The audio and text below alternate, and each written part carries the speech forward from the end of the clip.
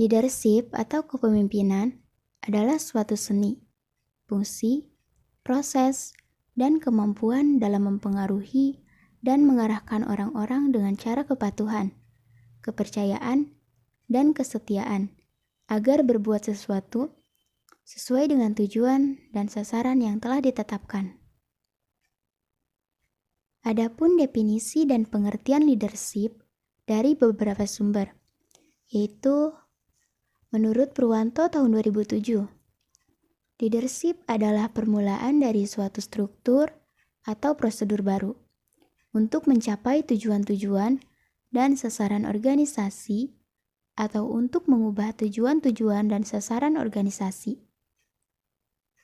Sedangkan, menurut Jakub tahun 1984,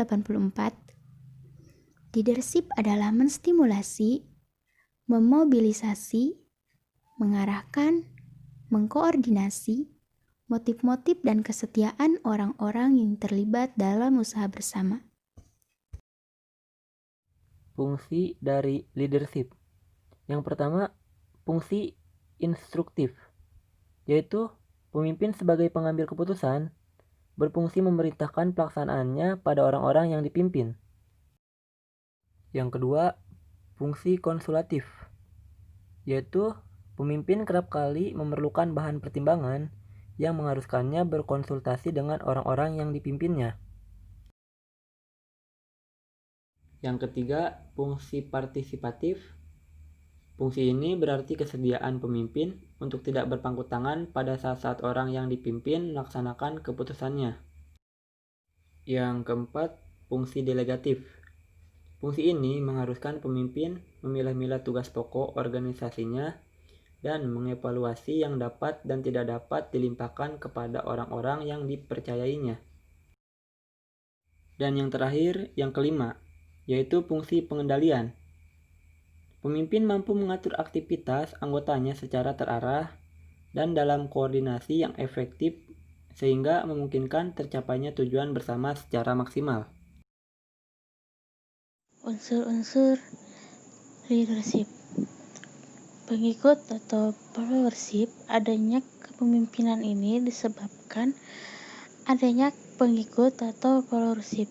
Tujuannya, kepemimpinan timbul karena adanya kepengikutan yang melakukan kerjasama dalam rangkaian mencapai tujuan yang telah ditentukan bersama.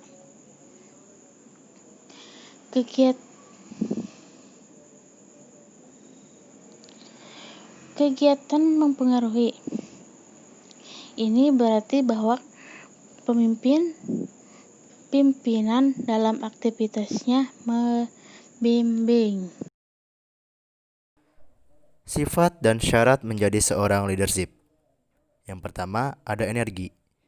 Untuk tercapainya kepemimpinan yang baik, memang diperlukan energi yang baik pula, jasmani maupun rohani.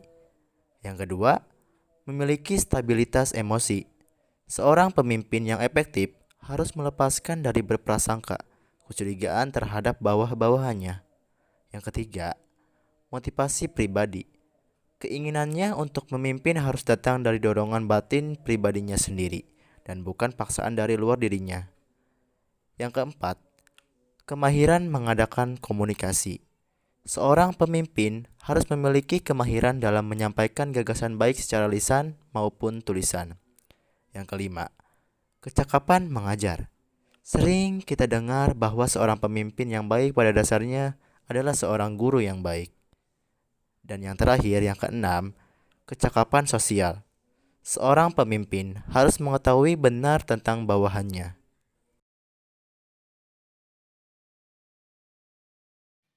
Kepemimpinan adalah kemampuan seseorang mempengaruhi dan memotivasi orang lain untuk melakukan sesuatu sesuai tujuan bersama.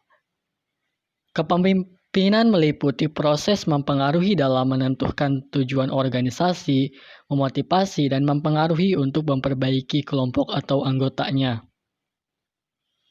Seorang pemimpin yang baik harus memiliki integritas atau kepribadian, intelektual atau pengetahuan, inteligensi atau spiritual, skill, kemampuan atau keahlian, power atau dapat mempengaruhi orang lain, mau belajar, dan siap dikritik.